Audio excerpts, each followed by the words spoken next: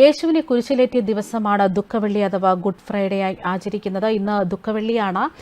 യേശുദേവന്റെ കുരിശുമരണത്തിന്റെ ഈ ഓർമ്മയിൽ ലോകമെമ്പാടുമുള്ള ക്രൈസ്തവർ ഇന്ന് ദുഃഖവെള്ളി ആചരിക്കുകയാണ്. ദേവാലയങ്ങളിലെല്ലാം ഇന്ന് പ്രത്യേക പ്രാർത്ഥനാ ചടങ്ങുകൾ നടക്കുകയാണ്. നമ്മളിപ്പോൾ നിൽക്കുന്നത് തിരുവനന്തപുരം പാളയം പള്ളിക്ക് മുന്നിലാണ്. ഇവിടെ ഇന്ന് ദുഃഖവെള്ളിയോടനുബന്ധിച്ച് കുരിശിന്റെ വഴി നടത്തപ്പെടുകയാണ്. അതായത് ദേവാലയങ്ങളിലെല്ലാം പ്രത്യേക പ്രാർത്ഥനാ ചടങ്ങുകളുണ്ട്. കാൽവരിക്കുന്നിൽ 3 ആണികളാൽ കുരിശിൽ തറയ്ക്കപ്പെട്ട സ്വന്തം ജീവൻ ബലിയർപ്പിച്ച ക്രിസ്തുവിന്റെ ഓർമ്മയ്ക്കായാണ് ക്രൈസ്തവർ ദുഃഖവെള്ളി ആചരിക്കുന്നത്. മാനവകുലത്തിന്റെ രക്ഷയ്ക്ക് വേണ്ടിയായിരുന്നു യേശു പീഡകൾ സഹിച്ച് കുരിശിൽ മരിച്ചത്. കുരിശുമരണത്തിലൂടെ യേശു മാനവരാശിക്ക് നൽകിയ പുതുജീവന്റെ ഓർമ്മചരം കൂടിയാണ് ഈ ദുഃഖവെള്ളി. ഇന്നിപ്പോൾ കുരിശിന്റെ വഴി ഇവിടെ നിന്ന് ആരംഭിക്കുകയാണ്. അതായത് കുരിശിന്റെ വഴിക്കൊരു പ്രത്യേകതയുണ്ട്. സംയുക്ത കുരിശിന്റെ വഴിയാണ് ഇപ്പോൾ പാളയം പള്ളിക്ക് മുമ്പാകെ നടത്തപ്പെടുന്നത്. ഇവിടെ 3 സഭകൾ ഒരുമിച്ച് കുരിശിന്റെ വഴി നടത്തപ്പെടുകയാണ്.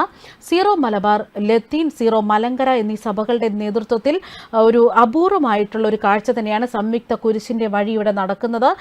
ഈ കുരിശിന്റെ വഴി പ്രദർശനവും അതുപോലെ തന്നെ നഗരി കാണിക്കലുമായിട്ടാണ് നടത്തപ്പെടുന്നത്. ക്രിസ്തുവിന്റെ മരണ ദിവസത്തെ സംഭവങ്ങളൊക്കെ ഈ ഒരു കുരിശിന്റെ വഴിയിലൂടെ അനുസ്മരിക്കും. അതായത് ഗത്സമൻ തോട്ടത്തിൽ അന്ത്യപ്രാർത്ഥന മുതൽ മൃതദേഹം കല്ലറയിൽ അടക്കം ചെയ്യുന്നത് വരെയുള്ള 14 സംഭവങ്ങളാണ് ഈ കുരിശിന്റെ വഴിയിൽ ഉൾക്കൊള്ളിച്ചിരിക്കുന്നത്.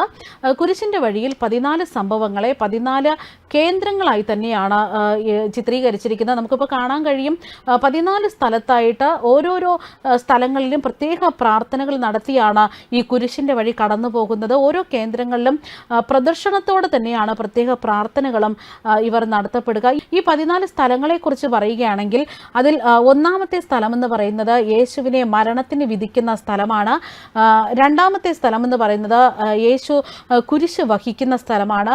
ഇനി 3-ാമത്തെ സ്ഥലം യേശു കുരിശുമായി 1-ാം പ്രാവശ്യം നിലത്ത് വീഴുന്ന സ്ഥലമാണ്. ഇവിടെ എല്ലാ സ്ഥലത്തെത്തുമ്പോഴും വിശ്വാസികൾ പ്രത്യേക പ്രാർത്ഥനകൾ നടത്തി തന്നെയാണ് അവർ മുന്നോട്ട് നീങ്ങുന്നത്.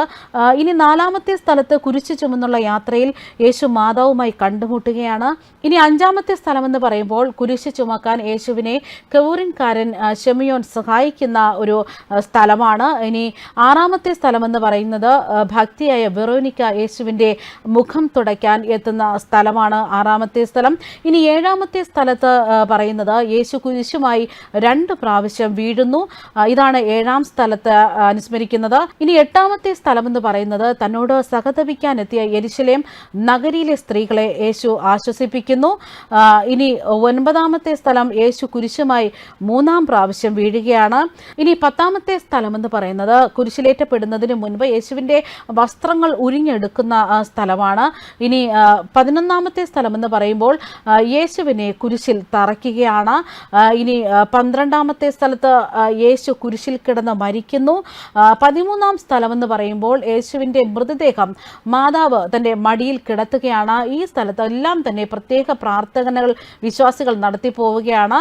ഇനി 14-ാമത്തെ സ്ഥലത്താണ് യേശുവിൻ്റെ ശരീരം സംസ്കരിക്കപ്പെടുന്നത്. ഇത്തരത്തിൽ ഈ 14 സ്ഥലങ്ങളിൽ കുരിശിൻ്റെ വഴി നടത്തപ്പെടുകയും ഈ സ്ഥലങ്ങളിലെല്ലാം തന്നെ ക്രൈസ്തവ വിശ്വാസികൾ അവരുടെ പ്രാർത്ഥനകൾ ഭക്തിപൂർവ്വം നടത്തപ്പെടുകയും ചെയ്യുന്നു എന്നുള്ളത് തന്നെയാണ് നമുക്കിവിടെ കാണാൻ കഴിയുന്നത്.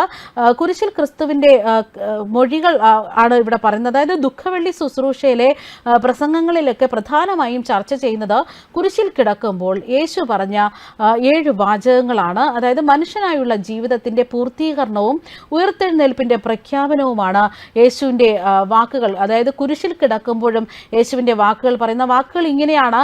യേശു എന്ന് പറയുന്നത്, പിതാവേ, ഇവർ ചെയ്യുന്നത് എന്തെന്ന് ഇവർ അറിയായക കൊണ്ട് ഇവരോട് ക്ഷമിക്കണമേ. അതായത് തന്നോട് ഉപദ്രവിക്കുന്നവരോട് ക്ഷമിക്കണം എന്ന് തന്നെയാണ് യേശു പറയുന്നത്. ഇനി മറ്റൊന്ന് പറയുന്നത്, ഇന്ന് നീ എന്നോട് കൂടെ പറുദീസയിൽ ഇരിക്കുമെന്നാണ്. അനുതപിച്ച കള്ളനോട്, അതായത് യേശുവിൻ്റെ ഇടവും വലവും കള്ളനെയാണ് ക്രൂശിക്കപ്പെട്ടിരിക്കുന്നത്. ഈ കള്ളനോട് പറയുന്ന വാചകമാണ്, അനുതപിക്കുന്ന കള്ളനോട് പറയുന്നതാണ്, ഇന്ന് നീ എന്നോട് കൂടെ പറുദീസയിൽ ഇരിക്കുമെന്നുള്ളത്. ഇനി മറ്റൊരു വാചകം പറയുന്നത്, ഇതാ നിൻ്റെ മകൻ, ഇതാ നിൻ്റെ അമ്മ. യേശു യോഹന്നാനെ തൻ്റെ അമ്മയുടെ ഉത്തരവാദിത്തം ഏൽപ്പിക്കുന്ന ഒരു വാക്കുകളായിരുന്നു അത്. മറ്റൊന്ന്, ദൈവമേ ദൈവമേ നീ എന്നെ കൈവിട്ടത് എന്ത് എന്നൊരു വാക്കാണ്.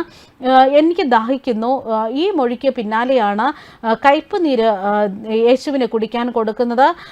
ഇനി അടുത്തത് സകലവും നിവർത്തിയായി, തൻ്റെ ആഗമന ഉദ്ദേശം നിവർത്തിയായി, തൻ്റെ ദൗത്യം പൂർത്തിയായെന്നാണ് കുരിശിൽ കിടന്ന് യേശു പറയുന്നത്. അതിന് പിന്നാലെയാണ് യേശു പറയുന്നത്, പിതാവേ എൻ്റെ ജീവനെ നിൻ്റെ കൈകളിൽ ഭാരമേൽപ്പിക്കുന്നു. അതായത് ജീവൻ വെടിയുന്നതിന് മുൻപുള്ള യേശുവിൻ്റെ മൊഴിയാണ് ഇത്. ഇതെല്ലാം തന്നെ അനുസ്മരിച്ചുകൊണ്ട് തന്നെയാണ് ഈ കുരിശിൻ്റെ വഴി ഇന്ന് നടത്തപ്പെടുന്നത്. ഭക്തിപൂർവ്വം തന്നെ എല്ലാ ദേവാലയങ്ങളിലും കുരിശിൻ്റെ വഴി നടത്തപ്പെടുകയാണ്. ഇപ്പോൾ പാളയംപള്ളിയിലെ കുരിശിൻ്റെ വഴിക്കൊപ്പം തന്നെ പ്രമുഖരെല്ലാം പങ്കെടുക്കുന്നു എന്നുള്ളത് തന്നെയാണ് നമുക്കിവിടെ കാണാൻ കഴിയുന്നത്.